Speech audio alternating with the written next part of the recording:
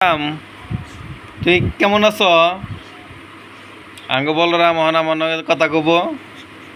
দেখা যাক বলরাম কি কথা কয়। বলরাম বলো তো, তুমি কেমন আছো? ও, খুব ভালো। হ্যাঁ, বলো কেমন আছো? কি খাইবা হন? মুয়া খাবা?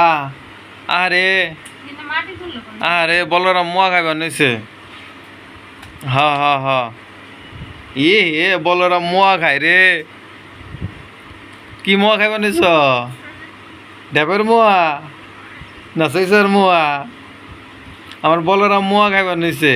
হা হা হা, খাও খাও খাও খাও, মুয়া খাও তুমি। হ্যাঁ ইরা, আমার একটা দিও, আমি খামু। হ্যাঁ, দিব না?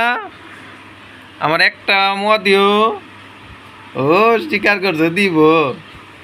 তোমার দিদি কয় জানা, কয় মুয়া ভালো হয় না, মানে বানিয়ে দেব না। হ হ হ হ, বানিয়ে দেব না মুয়া। মুয়া বানিয়ে দিলে আমরা খাই পারতাম না।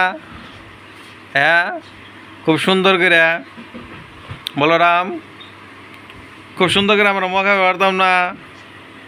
হ্যাঁ,